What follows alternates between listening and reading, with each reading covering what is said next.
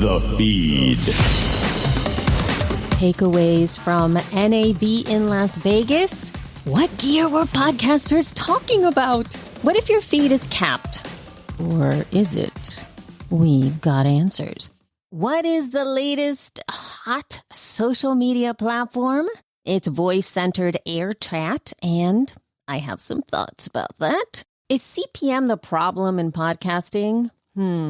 Have a true crime podcast? Do we have something just for you? You have to listen. A bit about the Shure Move Mic and the updated MV7 Plus.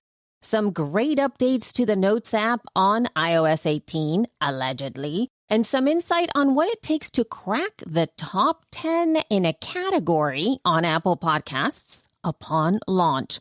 Hello, I'm Elsie Escobar, Director of Community and Content for Libsyn, and this is episode 266 of The Feed, the official Libsyn podcast, the podcast that takes it beyond how to podcast into keeping you podcasting with podcasting tips and information for the everyday podcaster and taking you inside Libsyn. Now, if you would like to get featured on the show, the way to do it is to send in your 30-second promo, 30 to 60, y'all, 30 to 60-second promo for your show or an episode of your show. How do you do it? You attach it to an email and you send it to the feed at libsyn.com. You will hear examples of that in this episode. If you don't have a promo, but you want your voice on the show, you can always ask us a question. You can add to the conversation of something that we're discussing in an episode and just send us the voice feedback. You can always call us at 412-573-1934, or you can use SpeakPipe at speakpipe.com/thefeed.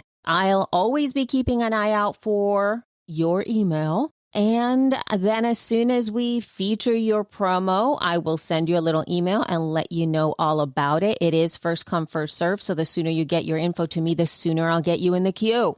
All right. And now on to our main conversation with Rob Walsh, VP of Podcaster Relations at Libsyn, as well as my co-host right after the first promo of the episode. Not your average goat. Trigger warning for suicide. Please feel free to tap that 30-second forward 2 times. Hey, it's Tisha, the host of the Not Your Average Goat podcast, the show dedicated to celebrating all the shapes, sizes, and colors of diversity as well as adversity. If you're into dismantling stigma. The accident happened. My libido didn't stop. So that myth of people with disabilities being asexual is the furthest thing from the truth. Leaning into vulnerability. That word normal, that was a demon for me when it comes to my mental health. That word plagued me for over 10 years, and it nearly ended my life. Or defying societal norms. And I know a lot of people, when they have their thoughts on suicide, they think it's weak, they think it's all these things, and they forget that, like, there's people on the other side, there's family members, there's daughters, there's sons, there's husbands, there's wives. Then check us out at notyouraveragegoat.org or find us on your favorite podcast platform. Hello, Rob. Good generic time of the day, Elsie. Oh, how generic is it for you? You sound very generic today. It's like you're not at your home and you have been at a conference for so long. That's what you sound like. And that would be accurate. This is the last of, I got here on Friday. This is Thursday morning. So last of a week here in Vegas. So the desert and the conference toast my voice. I'm in my hotel room. I am using my Shure SM58 microphone that is plugged into the MVX2U adapter that is then plugged into my laptop, and we're recording via Libsyn Connect. Yes, my Shure adapter to my Shure SM58, and in a hotel room where I did figure out how to turn off the air conditioning. Oh, good.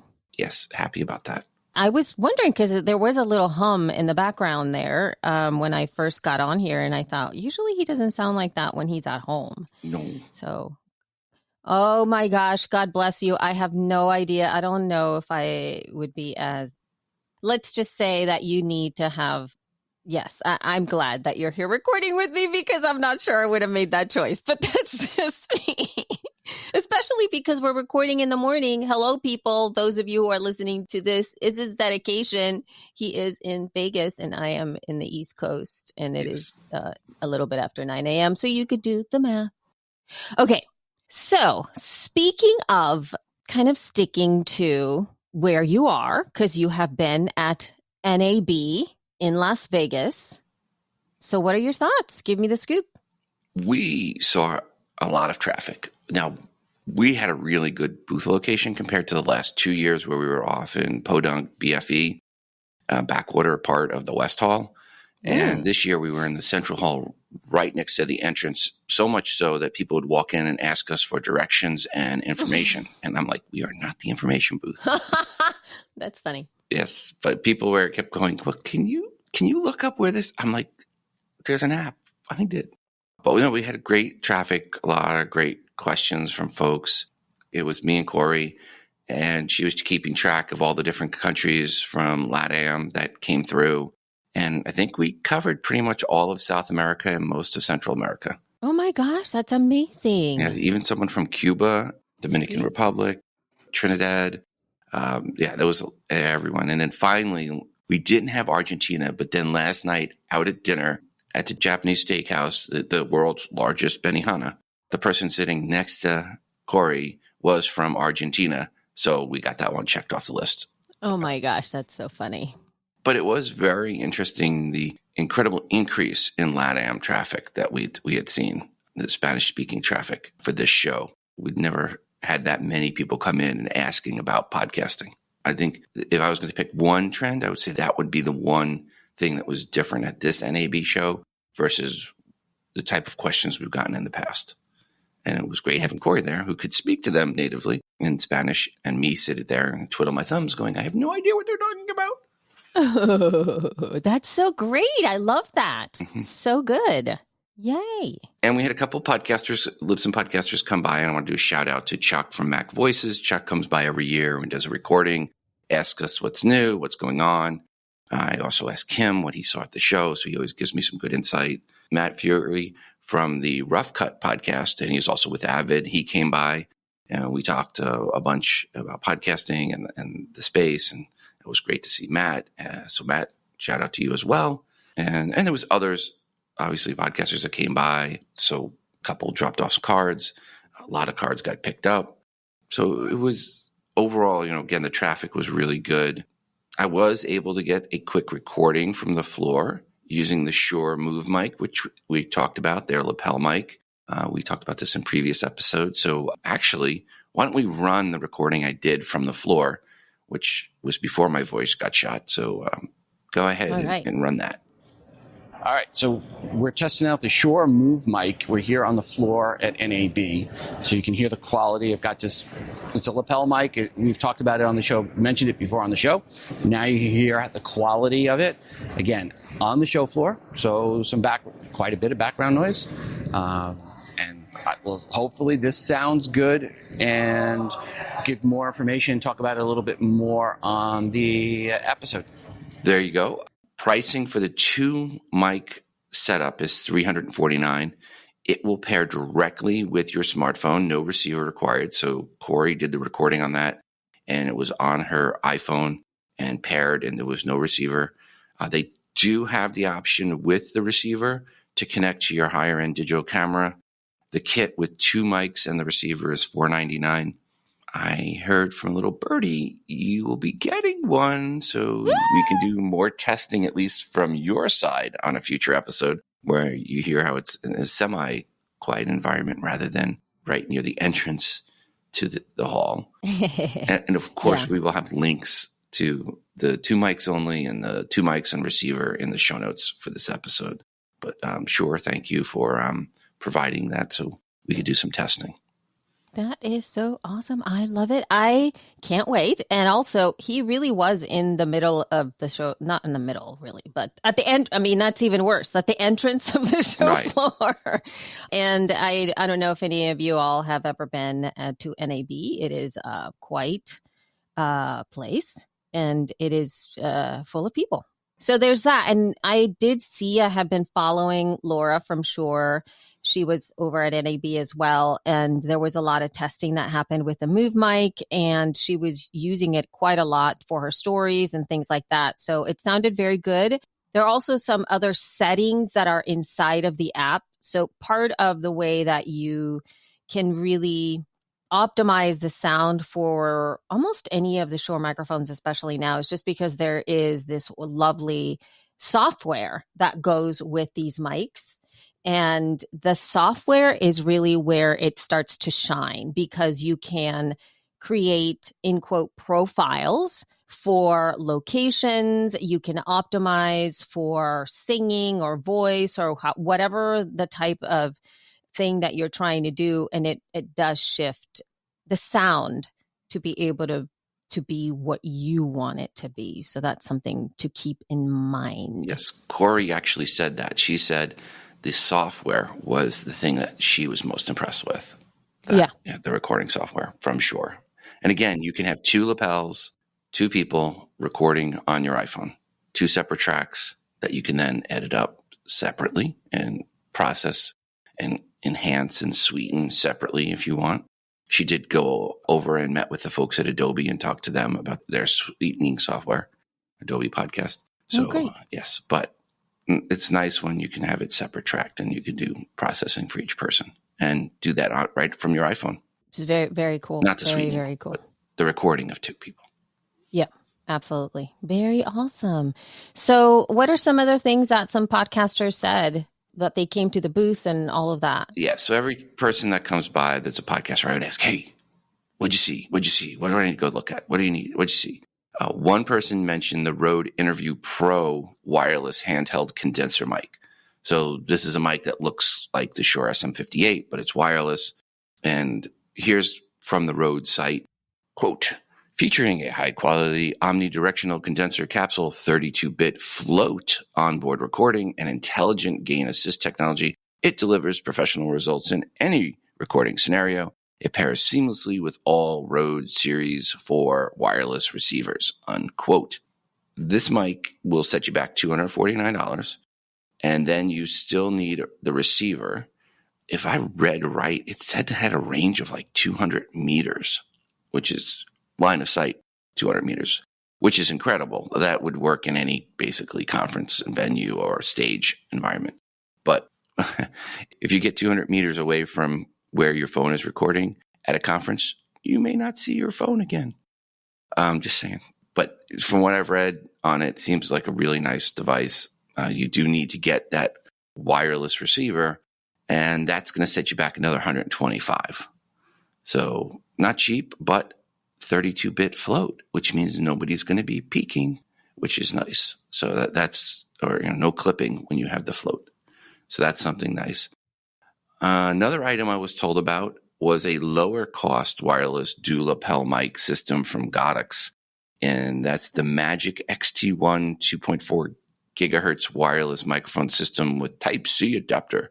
And from their literature, what I was able to get from their literature on this, quote, it records crisp, clear sound at 48 kilohertz, 24-bit, capturing every nuance in mono, stereo, or safety track modes to ensure you have the best audio for any situation. With up to 16 hours of operational time, this microphone system is designed to last through long shooting sessions without needing a recharge. And it is just $109. The receiver is meant to plug into a digital camera, not like the Shure system works with your smartphone, no receiver needed. This one, you do need to have a stand-alone camera to connect the receiver to with the Godox, but it's only $109. Now I want to say this. Overall feel from the podcasters I talked to was there was not much new and nothing that blew them away. There was no it product this year. Probably the thing I heard people the most excited about would have been Corey and the software from Shure. Oh, man. Yeah. Okay. Well, yeah, I mean, there's a lot of stuff happening, I'm sure, over there. And I think that... No pun intended. Yeah. That's no pun intended. Exactly. Well, hey, listen. But from what I saw of the coverage of the place on social, there were a lot of fancy things at the booths, like a lot of eye-catching, like eye candy, crazy things happening, like people hanging from ropes and yeah. So there was lots of that stuff. There was lots of that, and there was tons of cameras and high-end cameras and hundreds of thousands of dollars for cameras and things like that. But for podcasters, again, I'm just talking about it from a podcaster's perspective.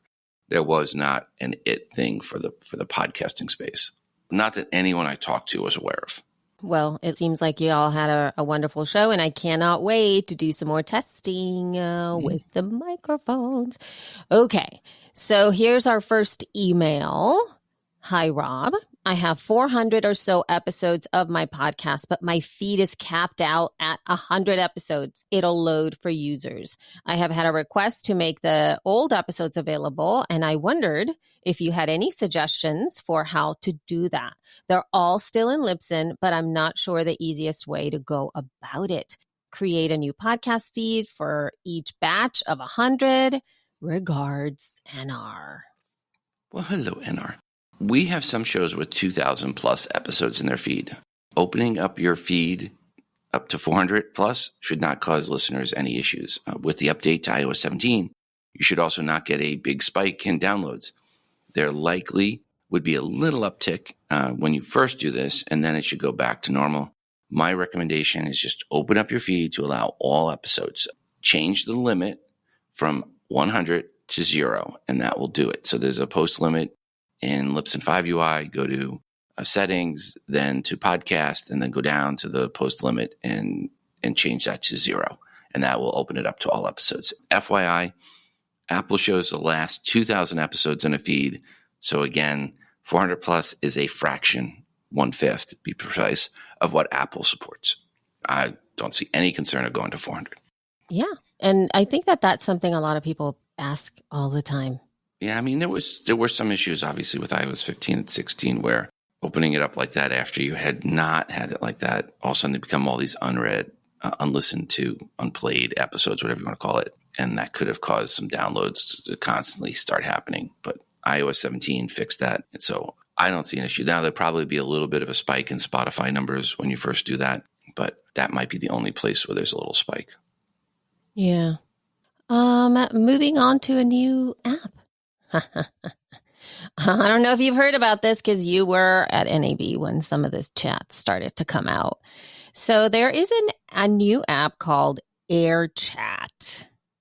And it is another social media app. It is, I guess, at this moment, a little bit of the talk of the town. Not to say that there's too much conversation specifically about this app, but it is what I would consider to be a kind of like a Twitter competitor, if you will. But its focus is on audio. So it is a mix of what maybe possibly what Clubhouse was and Twitter.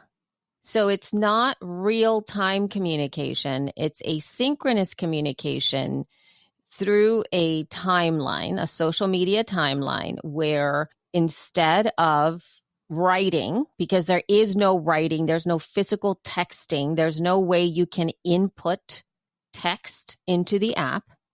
The only way for you to post anything in the app is by talking. So you can only leave audio. And what it does is as soon as you leave the audio, it transcribes what you said and it puts it out. And then people can respond in the same way that you do for a thread or an X post, whatever you want to say. And you can like stuff and you can follow people. And there are places that you can, there's like rooms that they started, not necessarily rooms. What are they called? I forgot what they're called right at this moment, but there are certain areas that you can join and talk about specific subjects. So I've been kind of going in there. I've only really posted a couple of things because I don't really have the time to be able to go in there and really mess around and follow people. And it is absolutely not necessarily full of people that I personally follow in a lot of social channels. And it is definitely a lot more Silicon Valley based, a lot tech based, a lot of, I think journalists are in there. I haven't found too many of them.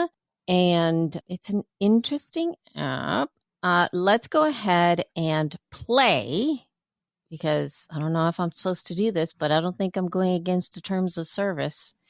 I Fair kind use. of Fair use. fair use. I'm just going to play what the experience is like going into the app. Here we go. We have so much knowledge from the past because of writings, but I wonder how much more of it we could have if only we had audio recordings or video recordings of those people talking about their ideas. Remember how everyone lost their minds like a month ago or something when somebody managed to get ChatGPT voice to speak more like a human just because it told.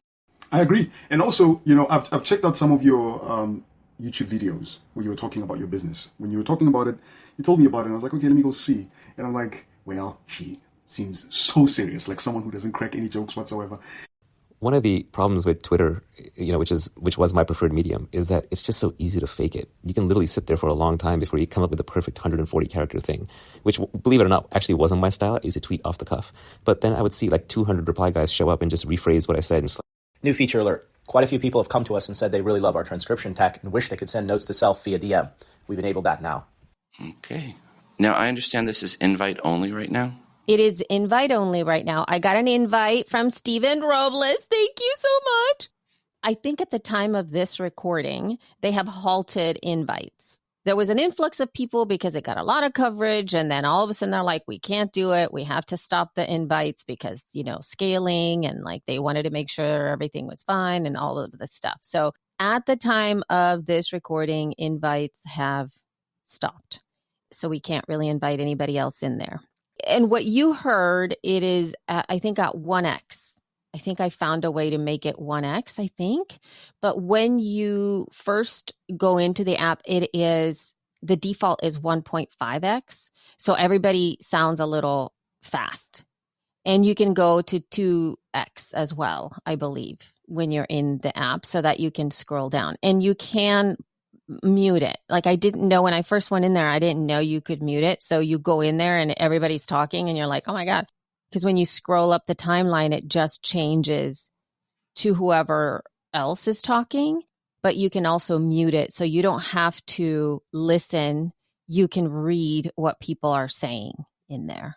All right. Well, Naval, if you're listening, send me an invite because I can't test it without an invite. Yeah, I will send you an invite, Rob, when the invites open up. Yeah, it's a very interesting thing. I don't know. I when I first got there, I was like, oh, this has potential. I think for groups is really great. I love the asynchronous nature of it, so you don't have to be there live. And I also like the fact that it doesn't feel like somebody, I think Steven Robles actually posted, he's like, it's giving Clubhouse vibes. But I don't think it's giving Clubhouse vibes because Clubhouse was live and Clubhouse also, everybody saw you there. Meaning if you were in a room, people saw you in the room, even when you were in there. And this doesn't have that. So somebody could ask a question and you can go in there and respond to a question or add to the conversation after when you're ready to do it. One thing that I haven't quite figured out though is the posting part of it all. We all know it's like you tap the little microphone and you say something, and then when you let it go, it posts it. And I'm not sure how to not post it. Like, what if what you say is the wrong thing, or you make a mistake, or you want to re-record? I don't know what that flow is yet because it's not clear to me in the UI. I remember the first time that I posted something, I guess it just went. It's one of those things where I was like, oh, I guess it just posted. So I don't know what that moment is after when you record and you let go of the record button. It feels to me that it immediately goes. So if anybody is on air chat, which I doubt too many of you are, I know that there's a couple because I've seen you there that listen to this podcast, but I don't know if you record it and you let go of the record button, if there's a way to buffer the time between posting and re-recording. Or if you just let it go and then you delete it and you start over again. But it's like, anyway, whatever. I don't know. I don't know the nuances of that stuff. But it's a curious little app. It's a curious little app. And now on to our soapbox time of the episode. Rob, you sent me this article. You know what? I did read it, but I kind of dismissed it right away. But here we are to discuss it. So this was an article at current.org titled, quote, "Why Our System for Valuing Podcast is Broken," unquote. In full and fair disclosure, normally I actually will email an author of an article that's bad and say, hey, or this or that. This article was so bad, I didn't even bother. This is my commentary, and I'm sorry that I didn't hit her up first, but the article claims that the issue with podcasting is the CPM model is not viable. Actually, the author starts the article with, quote, "The CPM model of advertising does not and will not ever work to sustain podcasting," unquote. She goes on to say she worked at Pushkin, which recently had big layoffs. So I think essentially she's blaming the layoffs there and also the others we've mentioned recently that had layoffs on the CPM model. Oh boy. All right. So look, the model for CPM is not the issue. The issue is building up teams that are too large to be profitable, especially inside an organization like NPR or Pushkin or Gimlet. Advertisers are going to pay what makes sense on an ROI point of view. CPMs have worked for advertisers since the beginning of podcasting, and they've worked for podcasters too. But when you have a show A with a team of 10 people getting 100K downloads per episode, and you have show B with a team of 2 people also getting 100K downloads per episode, guess what? Show B is a much more profitable show. Duh, lower costs. The issue has been folks from public radio world think the only way to work is in large teams, and they do not seem to get their mind around the fact that shows with teams of 3 people or 2 people or even 1 person are creating just as engaging podcasts as podcasts from teams from public radio with 10 or 15 or more people. Yes, you can be just as engaging. They'll go, oh, well, it's not as good. Good is so irrelevant. It's objective. It's subjective, right? It doesn't matter. Engaging is, are people listening to this episode and the next and the next? And that has been proven that teams of 1, 2, or 3 have just as engaging podcasts as teams of 15, 20, or 30, and usually more engaging. Then in the article is a part where she said, quote, "Public radio primarily uses Nielsen ratings to determine who is listening to what and for how long. Most important for our purposes is that their metrics are based on actual human behavior. Nielsen installs hardware in people's homes to track their viewing and listening. They ask people to record daily diaries chronicling their media habits. And since 1987, they've had people meters now wearable to track listeners' behavior as accurately as possible," unquote. All right, first off, Nielsen ratings is not determining who is listening. They are taking a very, very small sample of the population and then extrapolating that out to guess on what is happening. Let's give the story that I heard at a radio conference. Right? This is from a radio exec talking about Nielsen. It seemed that in a major market, white males between 25 and 40 all of a sudden started really getting into Latino music. It was such a big increase that they needed to look at what was happening. And when this quote unquote big increase was tracked down, it came down to 1 person who was wearing a meter, started dating a Latino girl, and they were driving to and from work together. And she was listening. She was the one that controlled the radio, and she was listening to one station with Latino music. So yes, 1 person can skew what Nielsen shows in a major market. That's how broken Nielsen is, in my opinion. Overall, this article just drives home the point I have said before. No, the CPM model is not the issue. But those advocating to going to a Nielsen-style measure of measuring, yeah, that would be just horrible. How about you look at what is working for advertisers? Then design your shows around what is viable in the current reality of the space. But one thing is for sure. Podcasting will work and continue to work regardless of the ad revenue because most people don't even care about advertising or monetization. And those that do and have small teams will need far less downloads to reach profitability. There's my soapbox. I don't know enough to think through a lot of the stuff. Like, I understand the frustration. I actually don't see it necessarily about the public radio part of it all or the broadcasting thing and the large teams.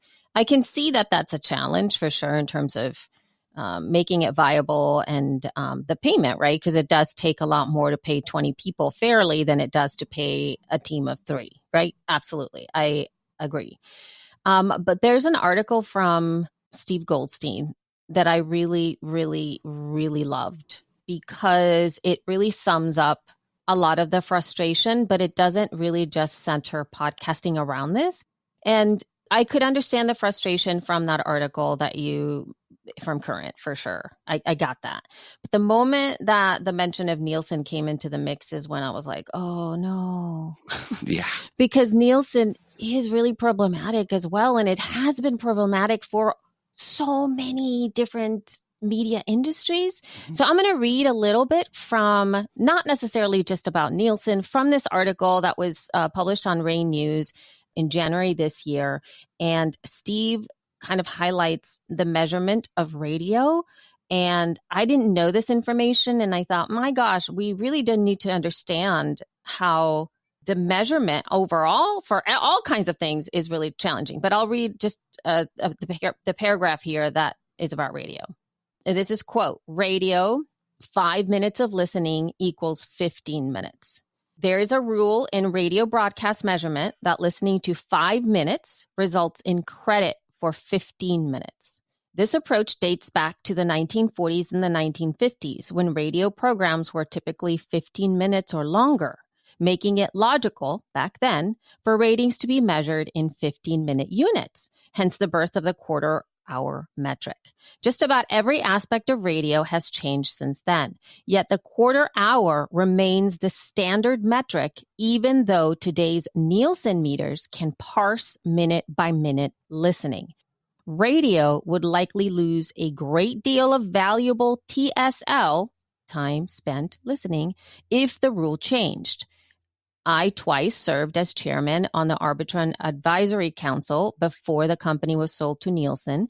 And while everyone knew that the 15-minute rule was anachronistic, there was no appetite to reset to real minutes of listening.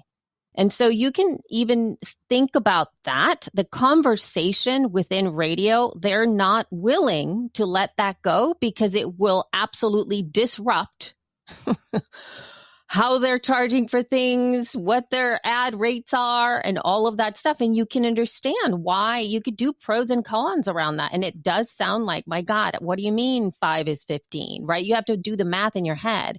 So if you start thinking about the CPM model in that same rate, it is a challenge for sure. There are some times when it does not seem fair. Absolutely.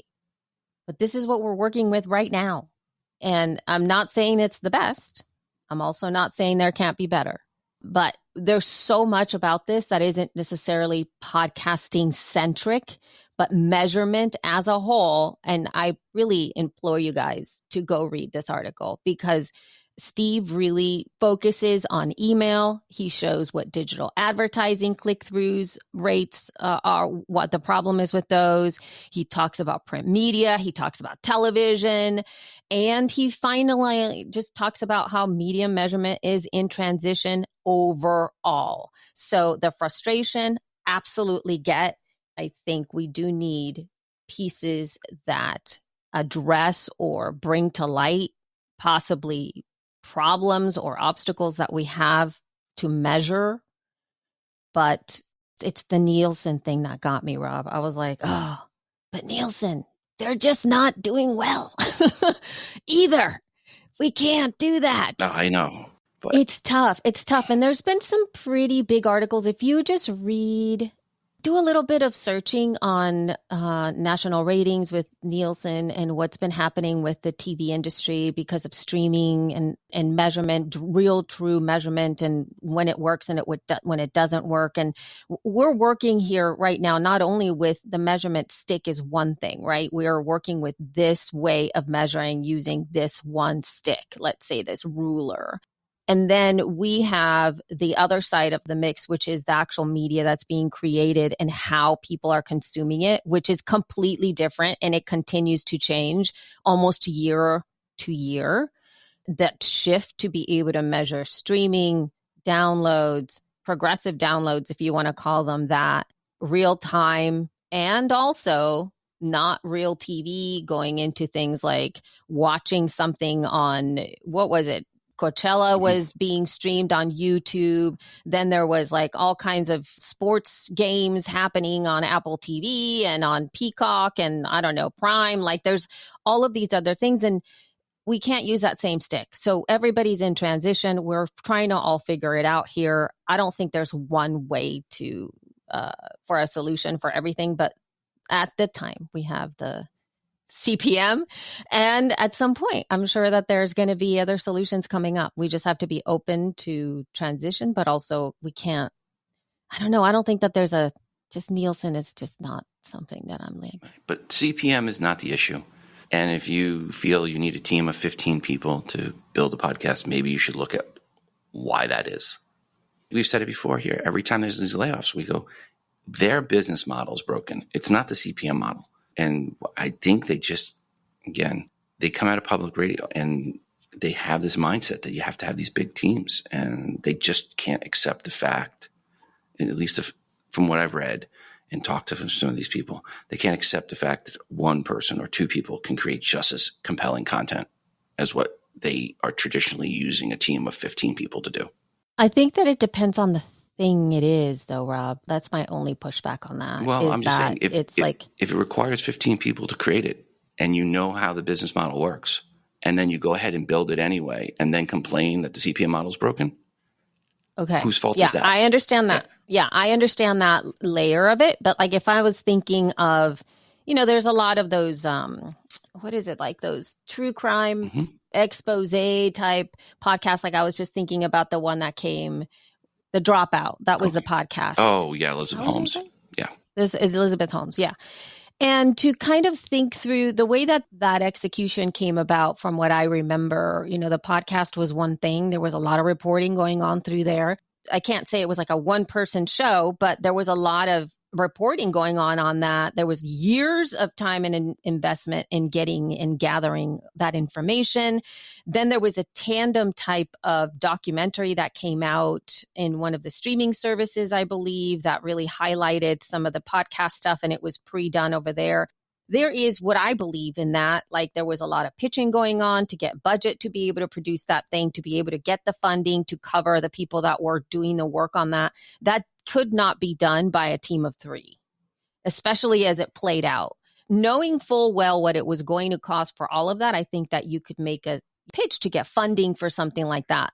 But you can't guarantee that once this show goes out, you're going to make back that money just on the podcast execution, which I think is why the multifaceted way in which it came out is a way to be able to monetize it outside of that. There was like a multimedia execution of that strategy.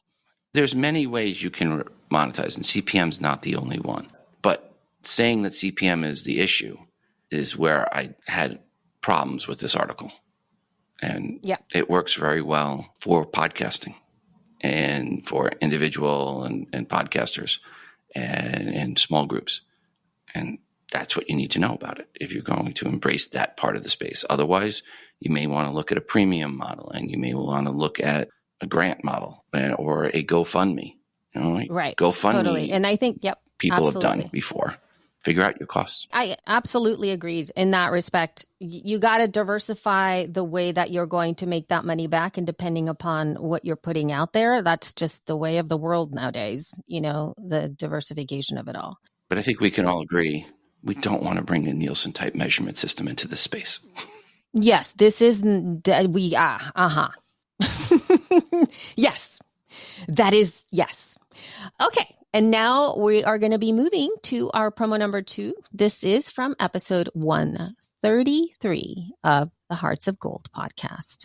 Many moons ago, I was crippled by depression and had no hope for tomorrow. There were no steps, tools, or resources with which I could utilize to improve my mental health. But I was a great student. At 19, I wasn't ready to accept that there was something wrong with my brain. I was in outpatient therapy, and the nurse asked me what I love to do.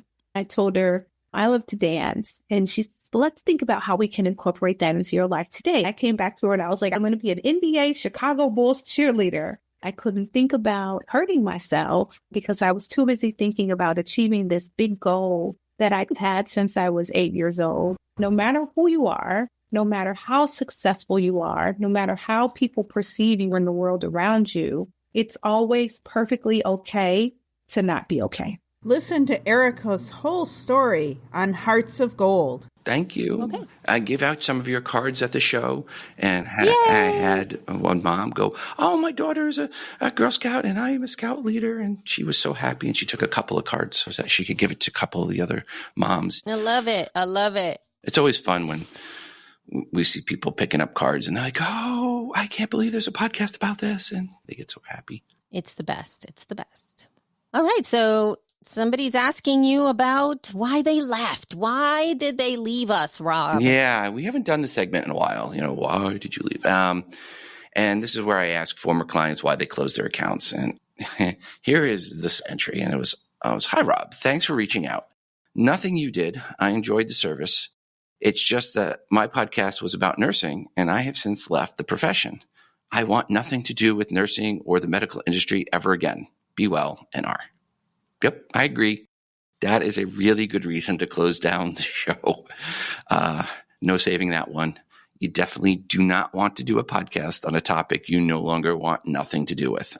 I'm guessing your audience would figure that out kind of quickly. Just a guess. Oh my God. Yeah. This is a big thing, folks. I think that you really have to, this is something that you can't fix, and there's nothing that you can say to somebody when they're just done, right? Mm-hmm. I mean, they're done. They're done. They're done. All right. The topic is they're over it and get it, understand it, move on.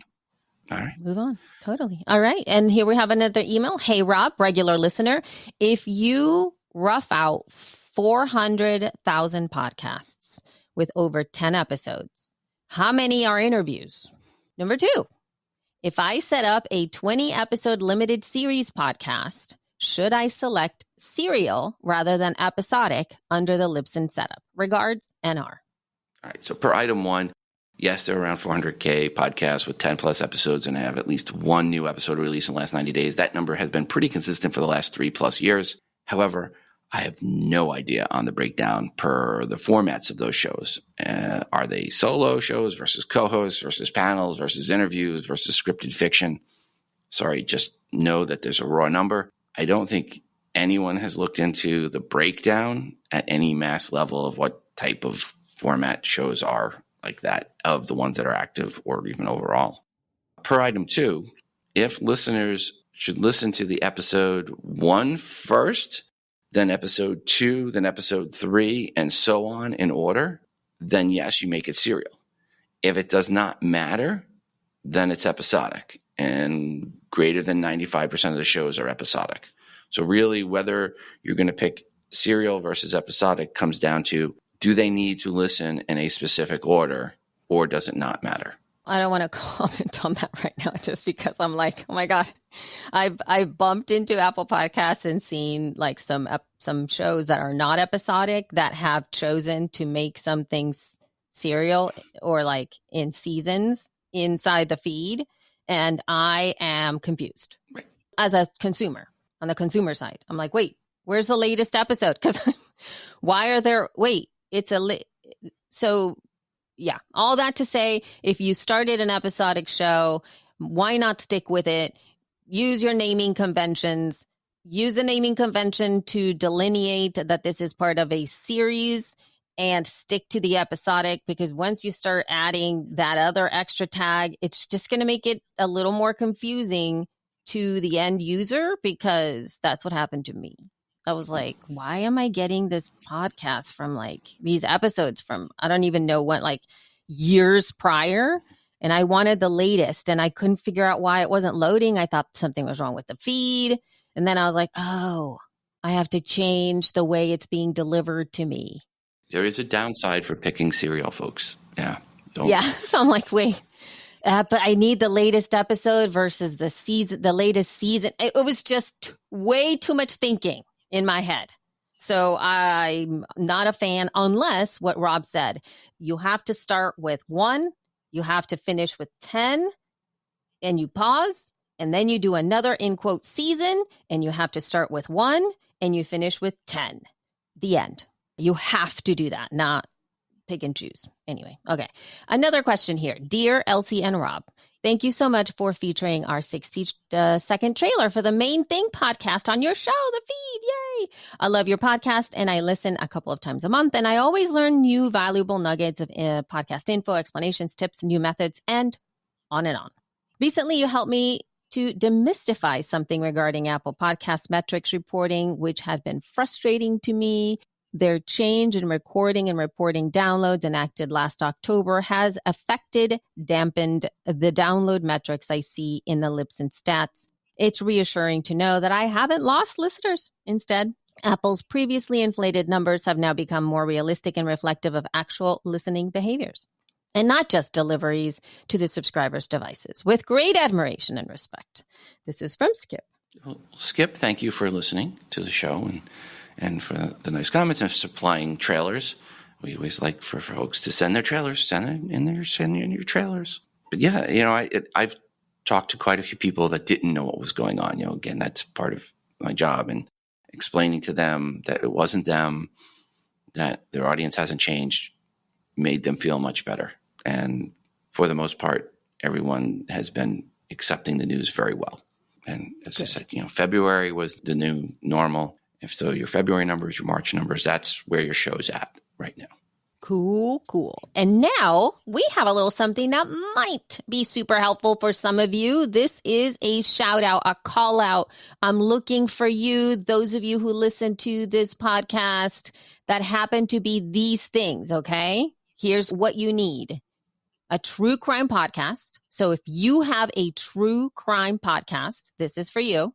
If you are hosted on Libsyn and have a true crime podcast, okay, we're going to keep adding bits and pieces. This is for you. And lastly, have your show on Amazon Music.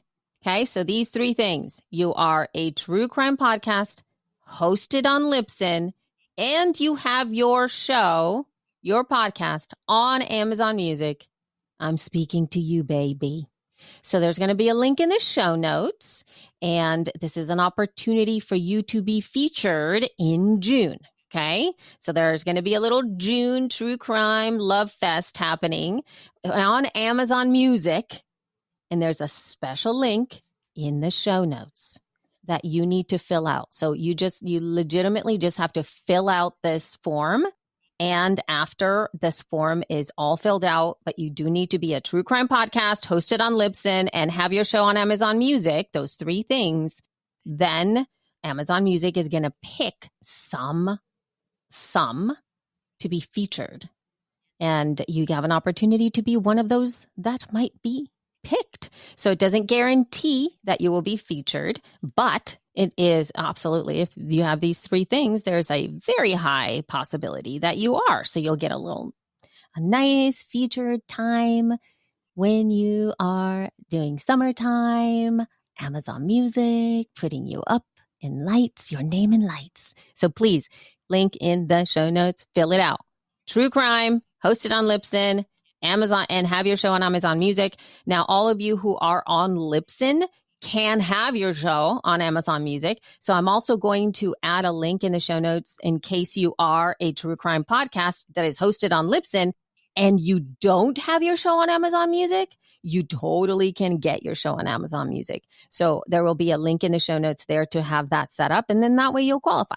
I can't imagine anyone listening to this show has not submitted their podcast to Amazon Music, because that would be really, really bad. You should slap yourself on the wrist if you don't have your show on Amazon Music, because it takes all of 1 or 2 minutes to get yourself submitted. Oh, totally. Yeah.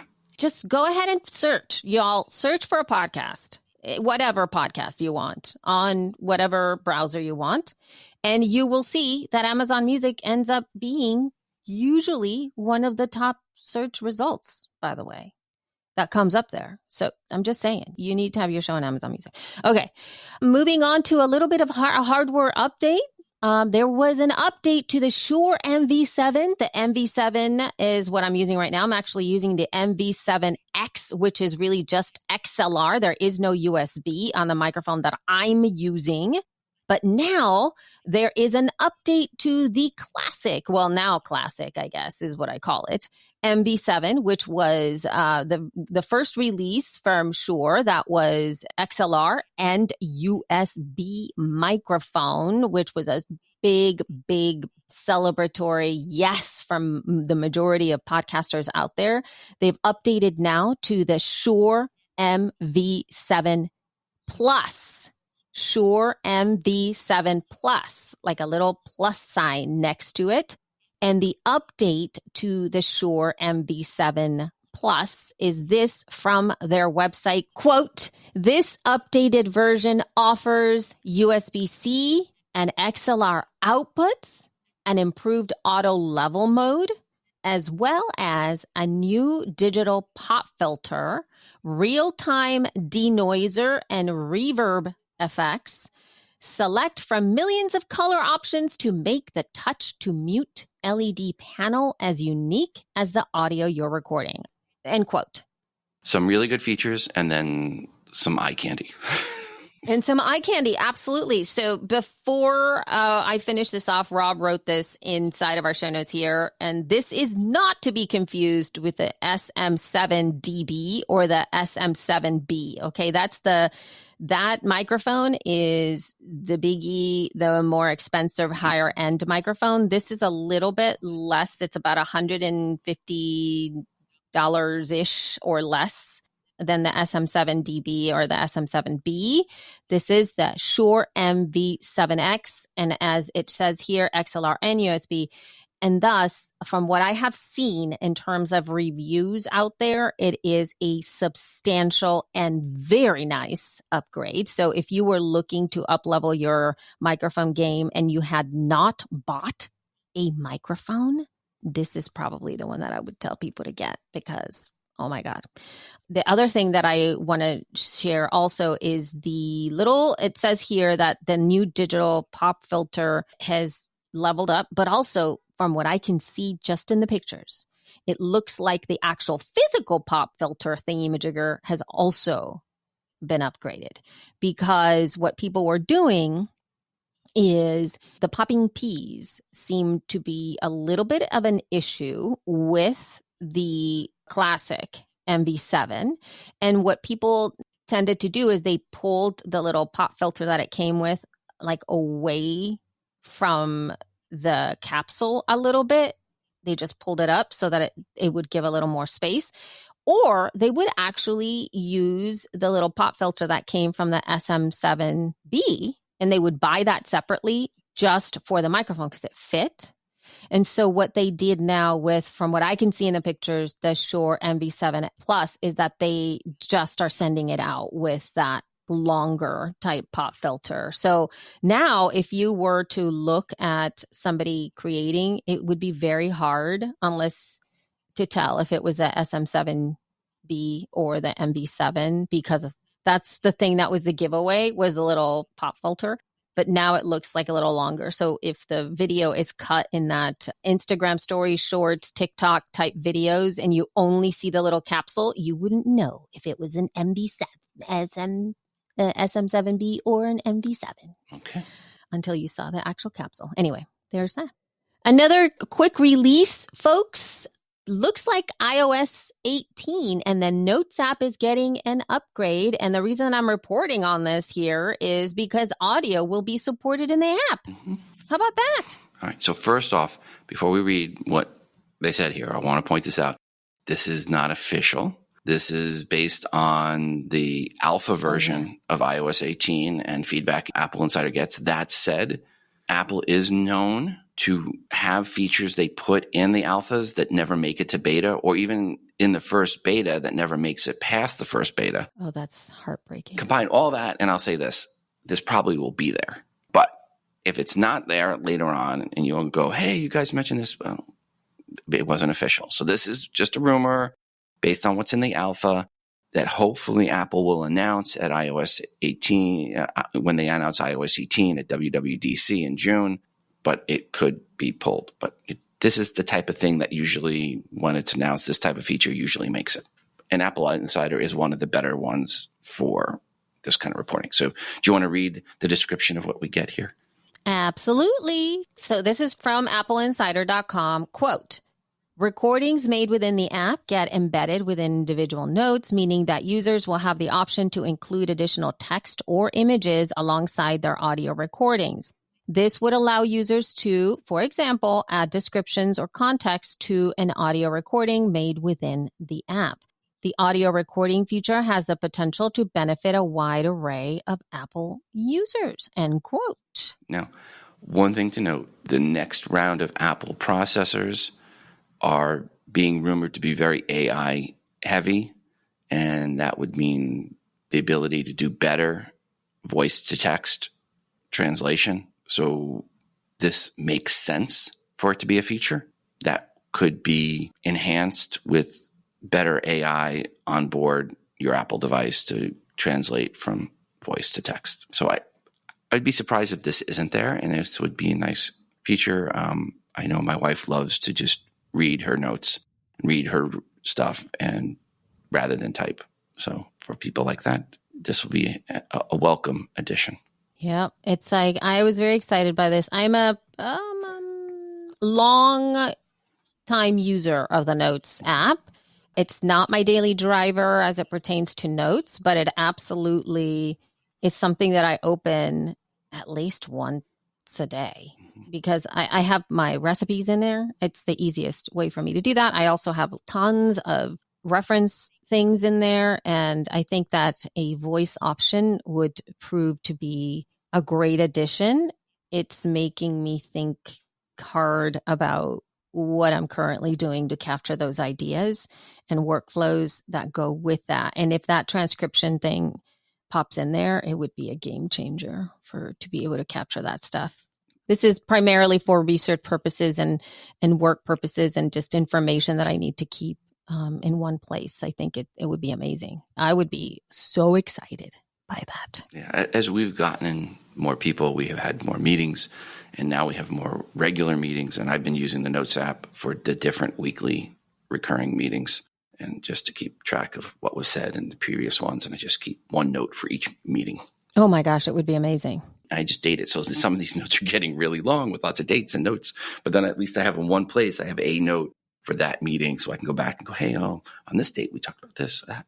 So that's how I've been using notes lately, just to keep track of my notes better. Oh, yeah. Sometimes I'll just take what I wrote down on paper after the meeting, and then I'll go and add it into the note.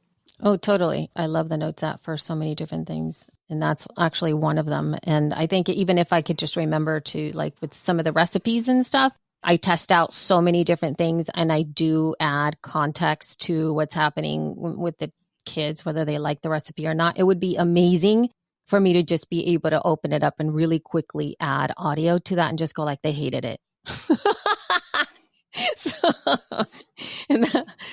Yes, that was so much easier than me going, I'm going to have to type this out. So, Elsie, I got a question for you. Yeah. What has 3 legs and that you sit on? Oh. What would you call it? Next to a bench. A tripod? A what? 3 legs, has a little seat. You sit on it next to a bench. I don't know. A stool. Yes, that's the. Oh, yeah. Look at this. Yeah, that's what this next promo is not about. Oh my God. Yeah, we're not talking about that. Okay, so here we go. Take it away. Are you struggling with a chronic health issue like chronic fatigue, anxiety, depression, weight gain or loss, an autoimmune disease, brain fog, migraines, prediabetes or type 2 diabetes, and also have some gut health issues that you've kind of been ignoring for a while? You may have heard that all health begins in the gut, and it is indeed true that chronic health issues almost always have a gut health component.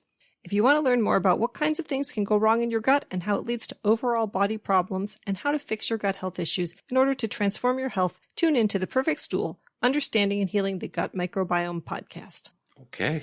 Thank you for sending that in. Woohoo! All right. Oh my God, I was like, what? Okay, stats. Here we go. Rob, all right. You take it away. This is a very, very short stats. The median and mean numbers eventually will come back, but the report I pull from is broken. In the meantime, there was a podcast that recently launched, and on launch day, so I want to give us just an update. On the launch day, the host emailed her large organic mailing list and asked them to follow the show and listen to the first episode in Apple Podcast. The show made it to number 1 in the religion and spirituality category and top 10 overall. So overall categories, top 10, number 1.